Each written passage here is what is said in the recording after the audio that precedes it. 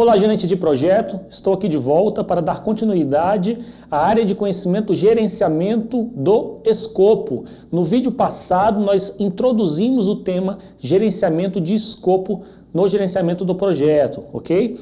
Nós começamos o primeiro processo dessa área de conhecimento, que é o capítulo 5 do PMBOK. Nesse vídeo, nós vamos passar para o processo 5.2, um processo que trabalha os requisitos do projeto. Então, na aula anterior, nós falamos do processo 5.1, que foi o planejamento do gerenciamento do escopo do projeto. Esse vídeo, nós vamos tratar do levantamento, da elicitação, da documentação dos requisitos do projeto, ok? Sem mais enrolação, direto para o conteúdo. Bom, processo 5.2, coletar os requisitos. Para que sejam cumpridos os objetivos do projeto, neste processo são definidas, documentadas e gerenciadas as necessidades e os requisitos das partes interessadas. E aqui vale uma observação importante.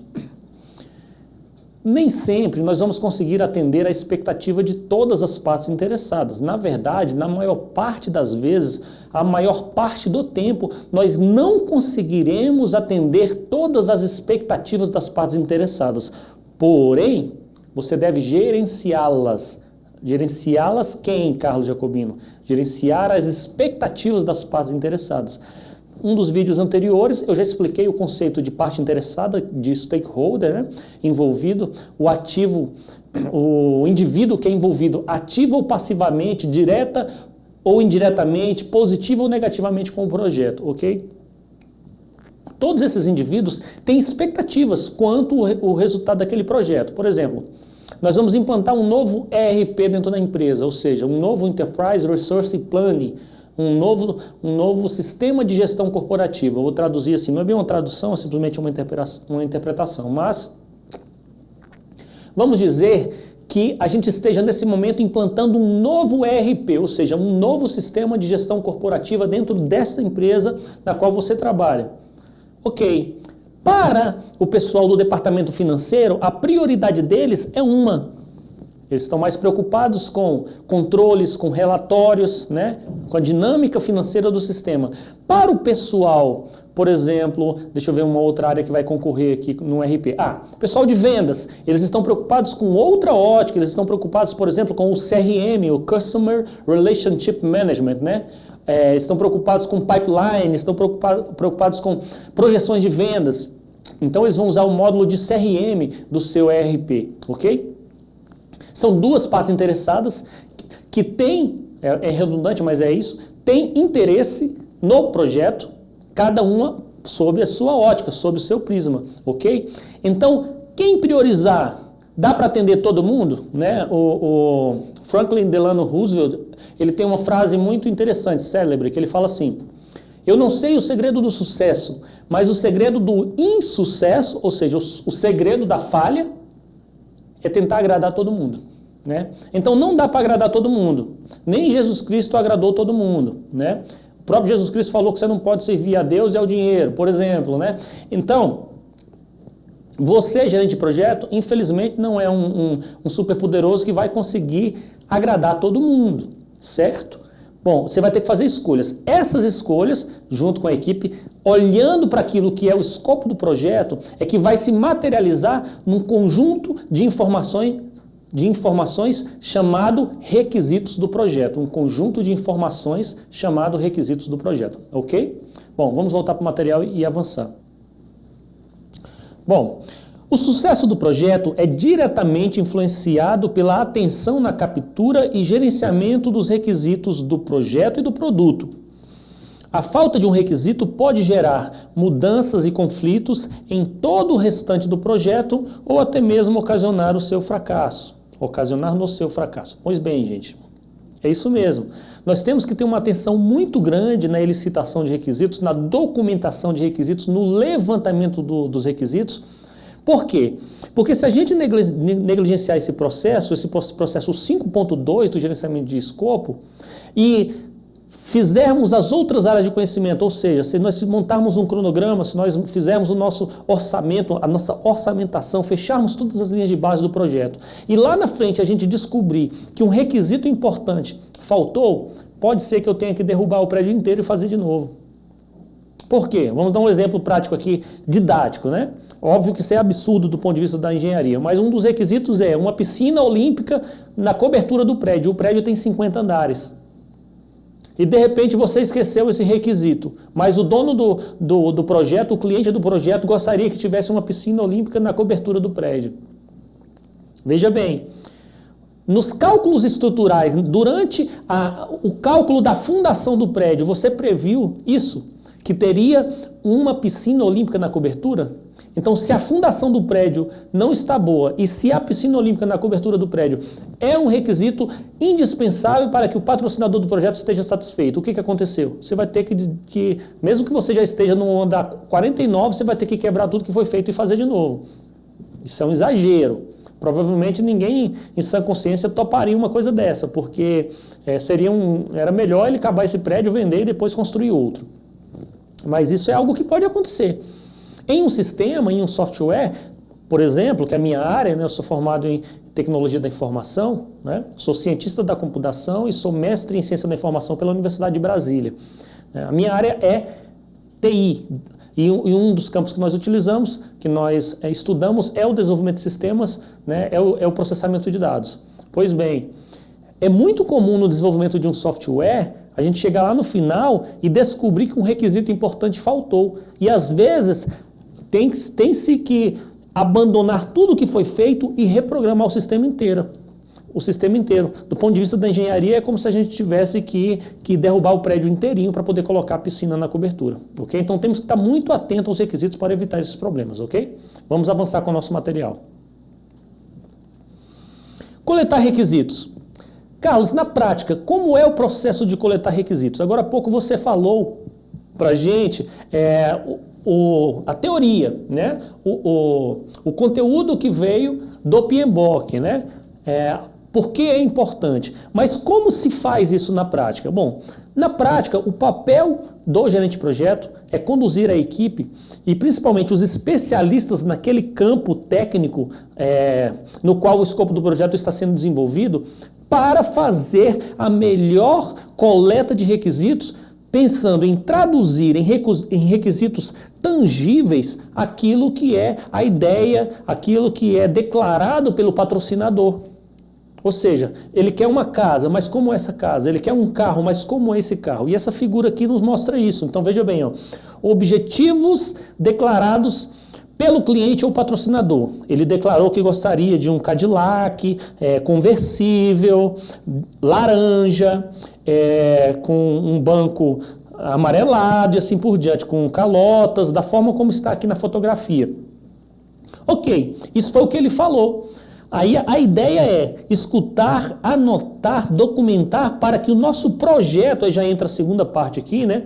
O projeto corresponda àquilo que é a expectativa do patrocinador, que foi declarado pelo patrocinador ou por aquelas pessoas que têm um papel importante no projeto, especialistas que sabem que se o carro é conversível, então eu tenho que ter um reforço na barra lateral aqui, o chassi tem que ser reforçado, porque eu não conto aqui, por exemplo, com as colunas A de sustentação do teto do veículo, por exemplo, que também tem papel estrutural. Ok? Então, uma vez que tudo isso foi traduzido em requisitos, nós vamos ter o quê? Um projeto. Com esse projeto, ou seja, esse conjunto de requisitos transformado em escopo, nós vamos trabalhar, iniciar e avançar na consecução, ou seja, na conclusão do escopo do projeto. Vamos avançar um pouquinho mais agora. Entrada, processamento e saída. Para fazer um sanduíche, usando como exemplo didático que foi falado na aula passada, eu preciso como entrada pão, queijo, o recheio, o molho e assim por diante.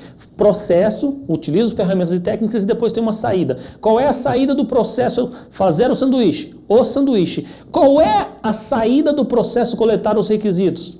O conjunto de requisitos que está dentro do documento de requisitos, ok? E também, depois eu vou falar para vocês sobre matriz de rastreabilidade de requisitos, mas é só para ressaltar que você já sabe quais são as saídas de todos os processos do PMBOK, ok? Bom, se a gente já sabe qual é a saída, quais são as entradas? Vamos falar sobre elas agora. Quais são os insumos, né? Os ingredientes para o nosso sanduíche documento de requisitos? Vamos descobrir. Termo de abertura do projeto. Lembra que eu falei para vocês que o Project Charter, ou termo de abertura do projeto, é aquela certidão de nascimento do projeto?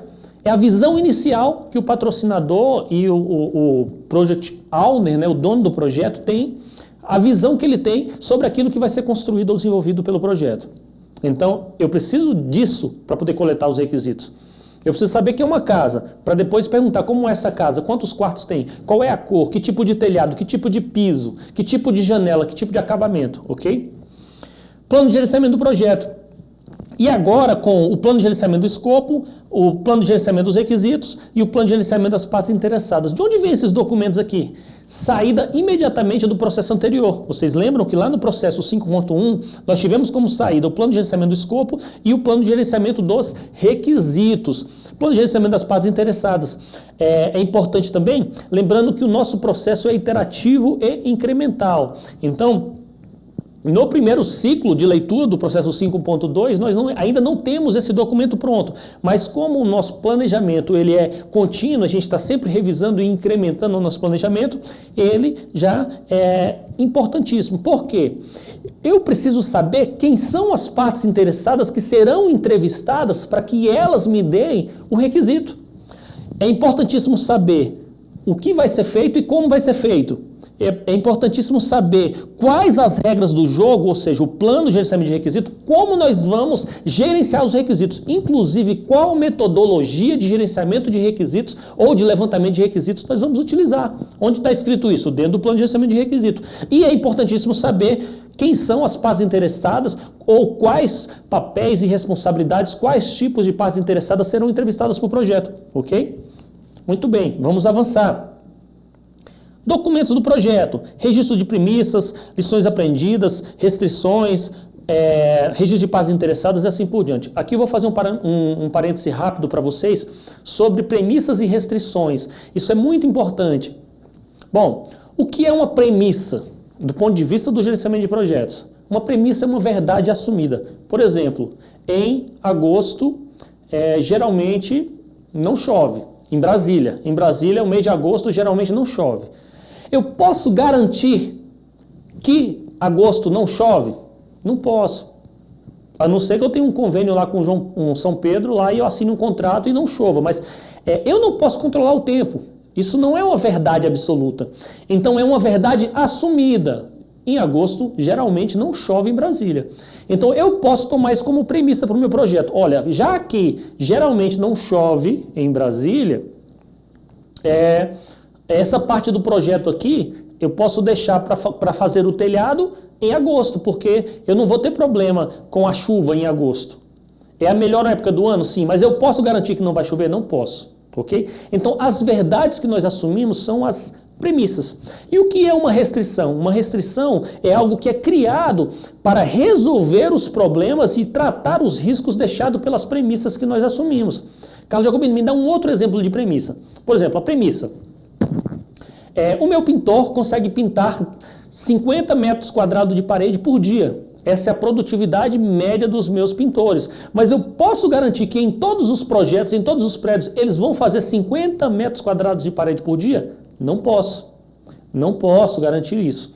Então, quando eu tenho essas premissas, que são verdades que eu estou assumindo, mas que eu não tenho certeza absoluta se elas vão se concretizar ou não, eu preciso de restrições para tratar esse problema criado por essas premissas. Então, me dá um exemplo de restrição, Carlos. Ok, já que em agosto chove, ou aliás, em agosto não chove, mas pode chover, né? Já que em agosto pode chover, eu não quero correr o risco de, na hora que eu estiver montando o telhado do meu prédio, cair uma chuva e isso danificar ali o material, a estrutura que está sendo utilizada. Então o que eu faço? Vou contratar, por exemplo, uma cobertura provisória, vou contratar uma lona, uma cobertura de lona, para enquanto os profissionais estão trabalhando, se por acaso chover, não danifica ali todo aquele material que está sendo usado para construir o teto do prédio, por exemplo, entendeu?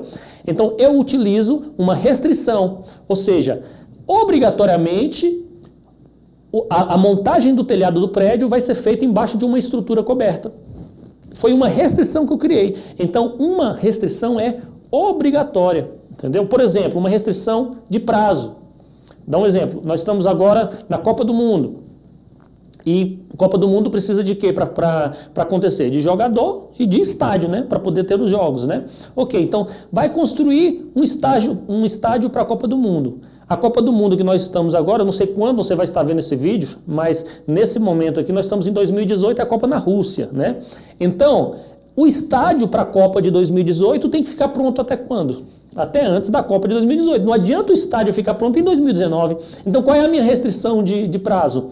A Copa do Mundo começa em junho de 2018. Então, no máximo, até maio de 2018, o estádio tem que ter sido inaugurado. Ok? Então, eu criei uma restrição. O projeto não pode terminar depois dessa data.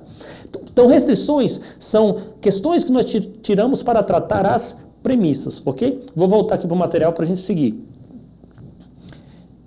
Então, registro de premissas, lições aprendidas. Óbvio, eu preciso consultar o que ocorreu no levantamento de requisito de projetos parecidos com os nossos, as lições aprendidas, o que houve de bom, o que houve de ruim, se tivemos algum problema, para aprender com os erros dos outros gerentes de projeto, antes de aprender com o meu próprio erro nesse projeto, né? O próprio template dos modelos, dos templates de levantamento de requisito, por exemplo, de documento de requisito, estão dentro dos nossos registros e das nossas lições aprendidas, nos ativos de processos organizacionais. Registro das partes interessadas, já falando aqui por conta do plano. Se eu preciso levantar o requisito com as partes interessadas, eu preciso também identificá-las. Esse vídeo vai ficar um pouquinho maior do que os outros, na média de 15 minutos, porque eu preciso fechar o raciocínio, tá bom? Então a gente já deve estar aí com uns 16 minutos, mas eu vou tentar aqui não passar de 20, tá ok? Bom, 4. Documentos de negócio, business case. Ora, os business cases, eu já expliquei o que eram nos vídeos anteriores, mas eles nos ajudam a entender qual é o impacto que esse tipo de projeto traz ao negócio. Portanto, fica muito mais fácil de identificarmos quem são as partes interessadas que devem ser entrevistadas para a coleta de requisito. Acordos, qualquer informação, olha, eu tenho um acordo com a Secretaria de Meio Ambiente, que aqui nesse meu projeto da hidrelétrica, eu não vou fazer isso. Eu vou cuidar dos animais assim, com fauna, flora. Então, esses acordos, eles têm que entrar como requisitos do projeto. Fatores ambientais e ativos de processos organizacionais. Tudo isso são entradas. Já expliquei esses dois, não vou repetir. Se você não lembra, procura lá no material, nos vídeos anteriores, que eu expliquei o que era o ativo de processo organizacional e o fator ambiental. Essas são as entradas, os ingredientes do nosso sanduíche. Como processar todos esses ingredientes para gerar um documento de requisitos, que é o nosso sanduíche do exemplo? Bom, com todas essas ferramentas e técnicas aqui. Opinião especializada, a primeira delas. Sempre vamos precisar da opinião dos especialistas. Por quê? A primeira premissa é, o gerente de projetos, ele não é um especialista na atividade fim do projeto. Ele pode até ser, mas obrigatoriamente não. O que eu estou querendo dizer com isso? Eu, como um cientista da informação, ou seja, um cientista da computação, eu posso gerenciar a construção de um prédio. Só que eu vou precisar de um engenheiro, de um arquiteto, de especialistas, de opinião especializada para me ajudar a coletar os requisitos. Técnicas de coleta de dados, N. Ou seja, a coleta de requisito ela pode acontecer por brainstorming, por entrevista, ela pode acontecer por reuniões, por benchmark, não interessa qual a técnica, mas você precisa de técnicas para coletar os dados. Ferramentas de análise de dados também. Eu preciso analisar, talvez até estatisticamente, se o meu projeto for muito grande, se envolver uma complexidade grande. Tomada de decisão. Opa, parte da equipe acha que esse requisito 1 entra. Parte da equipe B acha que essa parte do requisito não entra. O que eu tenho que fazer? Vamos votar, vamos discutir, vamos alinhar e tomar uma decisão, talvez até autocrática, ou seja, ou monocrática, né? Olha, parte acha que é A, parte acha que é B, Como não chegamos a um acordo, eu, como gerente de projetos, vou falar, é B ou é A. Análise de decisão envolvendo critérios múltiplos. Isso é você montar, por exemplo, um diagrama Chicago, espinha de peixe, causa e efeito, e tentar chegar à melhor decisão analisando inúmeros aspectos, mais de um critério. Inclusive tem as famosas tabelas de tomada de decisão, né? Planilhas de tomada de decisão, onde você cria pesos, por exemplo, a matriz AHP, em análise, seleção e balanceamento de portfólio, é uma metodologia, uma técnica para tomada de decisão analisando múltiplos critérios. Representação de dados, diagrama, eu posso montar a minha análise de requisito da forma como eu quiser, com diagramas, habilidades interpessoais e de equipe, né? Diagramas de contexto, protótipo, ou seja, não importa qual é, você depois pode ler com calma cada uma dessas entradas aqui, não precisa decorar. A minha abordagem não é de decoreba, é de entendimento. Se você entende o que é coletar requisitos, você vai saber o que você precisa e como vai ser o dia a dia para isso, ok?